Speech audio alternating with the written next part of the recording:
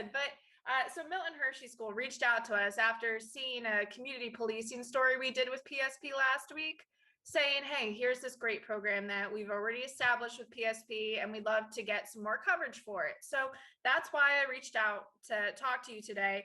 And so we wanted to talk about these efforts that you guys are making to educate incoming cadet classes on race, social justice, and tell me more about this program and what it seeks to do. Absolutely. So first and foremost, let me just introduce myself and tell you a little bit about what I do for the Pennsylvania State Police and what my office does. Can you also just move the screen ever so I just don't want the top of your head to be cut off. Yeah. No Perfect. worries. We okay there? Yep. Okay. So once again, my name is Corporal Aaron Allen. I am the Pennsylvania State Police Heritage Affairs Liaison Officer for the Heritage Affairs Office. What my office does is we respond, investigate, and oversee any type of hate crimes, bias-related incidents, or any acts of racial tension that happen throughout the whole entire Commonwealth of Pennsylvania. So some incidents that I was heavily involved in was the Tree of Life Synagogue incident that happened right in my backyard, which is in the Pittsburgh area, and also the East Pittsburgh shooting incident with Antoine Rose Jr. That happened about 1.5 years, 2 years ago. So our main goal and focus within our office, and really is at the forefront of our department, is building relationships within the communities that we serve, but also building relationships between law enforcement and the community. So that kind of brings us into why we're talking today with the Milton Hershey program. I was involved in that program a little over 1 year ago, and it's an awesome program that we do with collaboration with Milton Hershey, where we bring students in and we talk to them about law enforcement, right? So a lot of these students come from all different parts of Pennsylvania.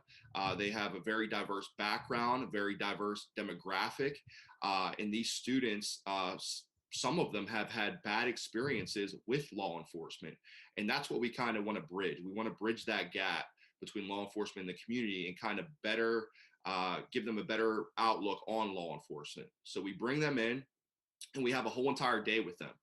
We are all in uniform. We have breakout sessions. We have a police and student forum where they're able to ask us questions. We're able to ask them questions. And it's really just an open dialogue for the students to really just get comfortable on, why do police do this? When I got pulled over, or when my mom got pulled over, why did this happen? And we're open and transparent with them. And that's when it kind of opens us to talk a little bit about the laws and what our protocol is within law enforcement. And I think that's the best part about it, is just providing them with education, so they're just better equipped for later down in life, things of that nature.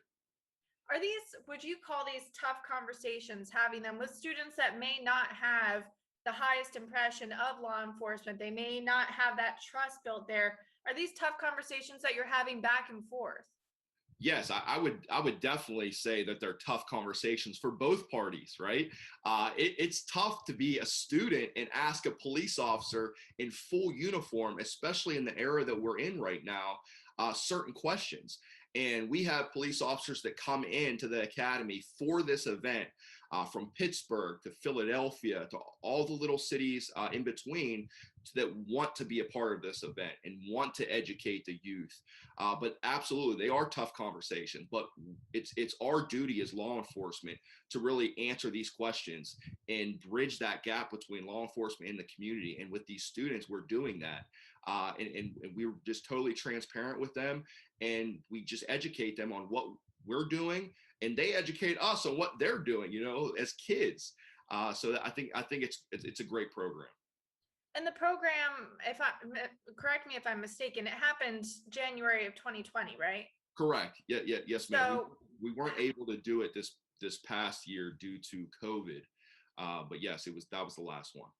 So how do you think this conversation, whenever the next event happens, could have changed with all the events that especially happened this past year with the Black Lives Matter marches and the killing of George Floyd, just overall? I mean, even though that happened over in Minnesota, it still hit home here. So how do those conversations change? How is this an ever evolving program? I think this program should be around for years to come, no matter if those incidents happen or not. It's our duty to really educate the community and also our youth about law enforcement. But with those incidents happening, I think it's so important even now to have these conversations because the students and also our community are seeing things on the news and things of that matter, to where now they could come out to this program and we could talk to these students one-on-one, right? We could talk to them as a group and really just educate them on certain things that are going on, and also just try to build that trust back up. These communities, a lot of the communities in our area, don't really have the greatest outlook on law enforcement right now because of everything that's going on. So that's our time to really just build those relationships and show the community that we want to help. We want to change this cycle. We want to get into the community policing aspect. And that's what we're doing here with this program. When it comes to discussing race and equality and social justice, how do you even go about that? How do you train that from the ground up with these incoming cadet classes? How is that conversation had? Yeah, absolutely. So the Heritage Affairs office has really put a curriculum together, a training curriculum where we are going in week one and teaching our incoming cadets about racial profiling, implicit bias, culture diversity awareness, history of policing. We are teaching them a magnitude of trainings that really just need to be talked about, right? We need to talk about the elephant in the room. And with that being said, we're educating our guys that aren't even out on the road yet. But week one, they are getting that education and that curriculum that our office has put together. And I think it's paramount that they get that as they go out into the field. It's just so important to do that. And the students that you're talking with, I mean, some of those are the Milton Hershey School Law, Public Safety, and Security students. These are kids that are looking at this job saying, that's where I want to go. But you're also, it's before they're even cadets that you're training them. You're talking to them about this. So that really is going from the ground up. Why is that so important to get this message out to students, potential students, before they're even training? Absolutely. I think it's so important to talk to the students about law enforcement right now, especially the students that really have an interest in it, because of the incidents that we're seeing going on throughout the whole entire United States. Some students may be pushing away from law enforcement because of the backlash that's going on. But with that being said, it's beautiful to see us all come together and talk about law enforcement and talk about the things that are going on, and also be transparent with who we are, right? A lot of people see us just in a uniform and they think that we wear that uniform 24/7. We are people just like the people that are in our communities. We all have a certain stories, and most of the troopers and police officers that come to this program to talk to the students, we come from underserved communities. We come from different backgrounds. Myself in general, my father was incarcerated for 5 years of my life. And myself, I did not have a very good perception of law enforcement as I was growing up, right around these students' ages, 16 to 20. I did not have that good outlook on law enforcement. But because I had good police officers in my community, because those police officers showed an interest in students, it really was a game changer for me, seeing that law enforcement is positive. Law enforcement, those guys are good. And it really just changed my life, because I could have really followed the negative footsteps of my family and ultimately my father. So now they changed your perspective of it, and now you want to have that same impact that they had on you. Absolutely, 100%. It showed me the positive within law enforcement, and I really caught an interest in me, to where now I want to be the change, right? I want to be in my community. I want to tell my story, and hopefully some students that I tell my story to, and all the troopers that come to this program, they tell their own story. It kind of resonates with these students, and it shows them that we're a lot alike. We just wear a uniform sometimes, right? So that's the most important part, is showing them that we're still people, showing them that we're a part of the community, and showing them that we want to do positive things between law enforcement and the community. Staying on that topic of that, you guys are real people. I mean, as you said, you're wearing a uniform part of the time, but you're humans underneath. What's the hardest part that you all have had to deal with in building this trust and showing people we're real people too. I think the ultimate part is getting out in the community, right?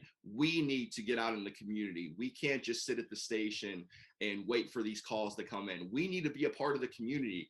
And the Pennsylvania State Police really put that at the forefront of our department once again. And I think it's paramount to be out in the community and be a part of the community with just having positive interactions. Law enforcement should not just be seen when bad things happen. We should also be seen when good things are happening or when nothing is happening, right? If we see kids at the playground, it's okay to stop and shoot hoops with them, right? It's okay to talk to them, give them a sticker, and just have a conversation with them. So I think that's the most important part, is getting law enforcement out in the community so the community can see us, can touch us, can resonate with us, can relate to us. And with that being said, that's going to build that relationship and have students, adults, and people within our community feel more comfortable with talking to us. That was great. You have been one of the best interviews I've ever had, I think. So Is that right? Yeah. Good. I love doing it. My last question, and you can answer this in short because this won't be included in the piece, and I can just say it, but do you guys have any plans for future events like this? I know with the pandemic, is there one coming up or? Yeah, absolutely. As things start opening up, I cover the whole western side of the state. I am right now putting things on my schedule for summer camps and different agencies that are doing community events. We are really, like I said before, putting it at the forefront of our department. We have created a whole entire section that is the Office of Community Engagement, that is solely putting community service, community engagement. We are doing that 100% every single day, all day long, just building relationships. So we have 17 new members appointed to that office that are really just going to help the Heritage Affairs office. They're going to help our community service office to really just get out there in front of the community and build relationships, whether it's talking to a kindergarten class or whether it's doing programs like the Milton Hershey program. We want to be a part of it. So anybody out there that wants police at their summer camp or at any type of events, please reach out to us. How do they reach out? Where do they go? Website? So, absolutely. So they can reach out to us. We have if you just Google Heritage Affairs Office within the Pennsylvania State Police, we have our own landing page, and each one of us has a designated email to where they can reach out to us and really just contact us directly, and we can kind of collaborate that then. Awesome. Is there anything that you think that I missed? I got a big list.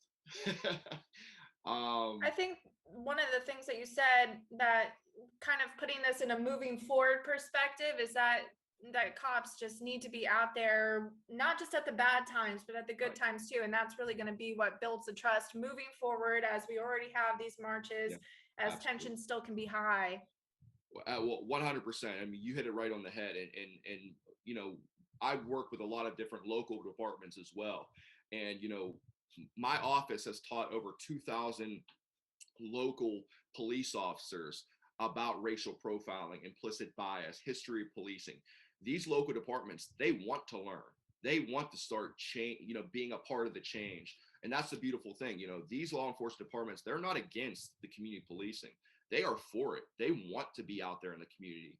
And I think with all of us being on the same page, it's going to start, a positive trending cycle back to where we should be. So